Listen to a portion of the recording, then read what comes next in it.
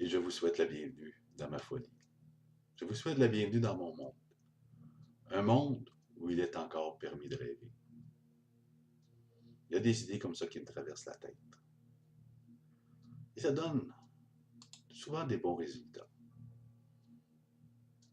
Alors je me mets à écrire et je laisse aller. Voici un texte que j'ai écrit et qui parle des pensées qui créent. L'énergie circule tout autour de nous et en nous. Cet état de fait ne peut être modifié. Par contre, nous pouvons modifier la qualité de notre relation avec cette énergie. L'énergie qui circule en nous, qui émane de notre corps pour prendre forme tout autour de nous, est teintée de nos pensées, de nos jugements et de toute forme d'émotion qui nous gruge à l'intérieur. Ce sont nos pensées qui créent l'atmosphère dans laquelle nous vivons. Ce sont nos jugements qui agissent sur nos pensées pour leur donner un sens. Ce sont nos émotions qui enflamment notre jugement et altèrent notre bon sens. Moi, je crois qu'une émotion est un état d'esprit qui crée une action cérébrale entre la perception d'un fait ou d'une action et d'un souvenir, souvent éprouvant, enfoui dans notre mémoire. Cet état d'esprit est important car il nous permet de nous situer dans un espace temporel réel ou fictif selon l'intensité avec laquelle nous entrons en contact avec cette action cérébrale.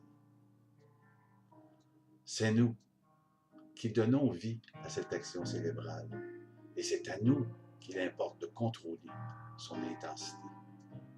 Vivre une émotion quand elle se présente, c'est important. Nous devons garder cette émotion dans le présent et ne pas la laisser s'incruster dans notre mémoire comme une épreuve, car elle deviendra une source d'altération pour notre jugement. Ce n'est pas nécessaire d'effacer cette émotion.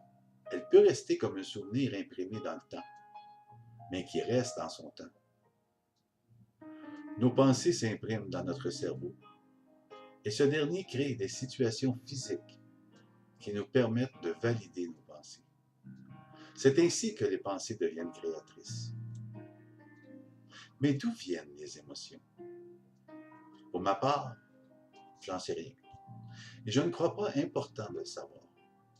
Mais ce qui est important, c'est d'être en mesure de les détecter lorsqu'elles se présentent, de les accepter dans leur forme, de les vivre sur le moment et de les laisser râler sans leur donner plus d'importance qu'elles en ont.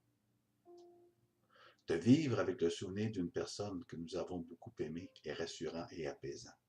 Par contre, de vivre avec la douleur émotive engendrée par la perte d'un être cher ne peut que de nuire à notre cohésion mentale et créer une impression de manque que nous chercherons à combler sans pouvoir y arriver, car ce manque n'appartient pas à la réalité, mais à un souvenir douloureux, incrusté dans notre cerveau. Prendre conscience de nos pensées sont créatrices. Nous sommes à s'ouvrir à une vision de la vie bien différente de celle qu'on nous a imposée. Il nous permet de prendre le contrôle de notre vie.